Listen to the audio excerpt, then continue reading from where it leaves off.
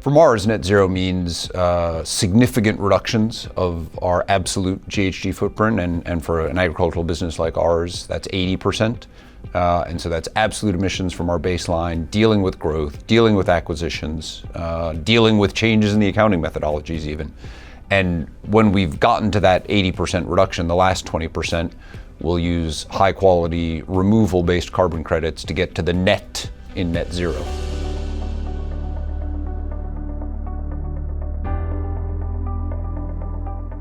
I think the thing that makes accounting on Scope 3 and carbon in general complex is we just haven't been at it very long. So this is still a new area where people are still trying to figure things out. Rules haven't been written, standards aren't set, and just generally there's a lack of experience in the area. And so that's where I think an openness and a commitment to piloting and learning and experimenting and tolerance for that is an important part of it. The other thing, of course, that's relevant is that for Mars and many other businesses, we have huge, vast, complicated supply chains that span all over the world.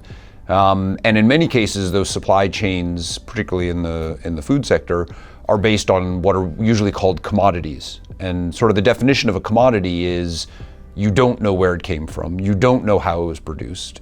Everything you care about, you can measure in the thing that shows up at your door. And you can't measure carbon footprint with an instrument that you stick into a chocolate bar. You can't measure social issues in your supply chain. There's lots of things you can't measure. You have to understand the process that produced it. And a commodity, by definition, you're blind to the process. And so I think that, one, creates a measurement challenge, and two, creates, maybe more importantly, a bit of a rethinking of your supply chains in terms of how you produce things, where if understanding that process is important, maybe you can't buy it as a commodity anymore.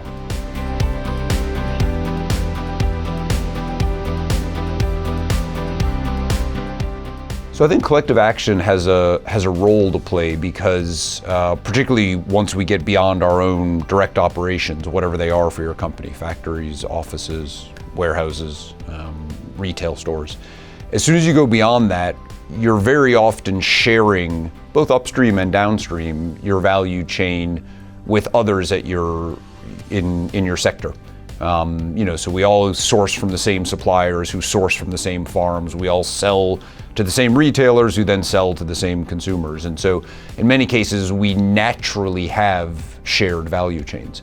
It doesn't take too much thought to realize that having independent or even worse, conflicting solutions being pushed into those shared value chains up or down is not going to be the most optimal way to get to an outcome. There's also just a lot of problems that are better solved by transforming a sector. And frankly, most industries have experience with this idea already. There's a lot of trade associations that work to actively sort of self-govern the industry or promote the interests of the industry. And sometimes those efforts can go awry, but this idea of there are reasons for competitors to collaborate, sustainability is not the first place that's come to the front. I think one of the conclusions we've come to at Mars is somewhat unique to sustainability. It's probably the area where it's most obvious that collective action and collaboration is the right approach, and in many ways should probably be the default, unless there's a clear reason not to do so. And so that is different, I think, than most other topics. The default is you do it alone unless there's a reason to work together. So much as sustainability is shared, we actually think the reverse is probably the right way to think about it.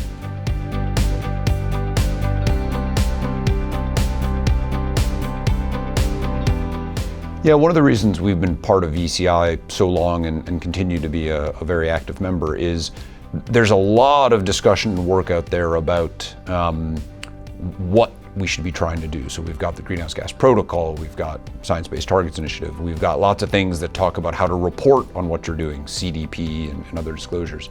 The thing that I find very interesting and exciting about VCI is it starts to get into the how. Right? So it starts to give us the guidance and the structure for how we keep track of the good work that we're doing in our value chains and how to make sure that we're not underclaiming or overclaiming the benefits of our work and really thinking about how to operationalize delivering on some of the targets and the aspirations we have. And so I think that's a really critical role that VCI plays. And I think there's also an attitude and a mindset in the VCI community of how can we? So it's not about what are the barriers, what are the challenges. It's we're going to do this. We just need to figure out the right way to make it happen. And I think that's a very constructive and positive approach that the community takes.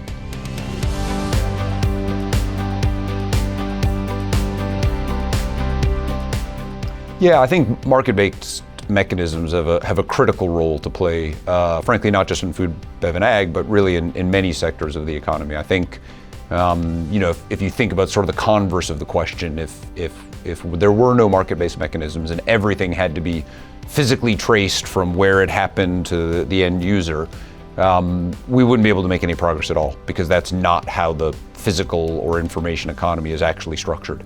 And so really, I think the better question is, what types of market mechanisms do the right things and lead to the right outcomes? And so I think it's important that we sort of pivot to a mindset of not should we have market mechanisms, but of course we're going to need market mechanisms. How do we whittle down sort of a universal market mechanism down to something that has the appropriate safeguards, but still enables the right action and rewards the right behavior?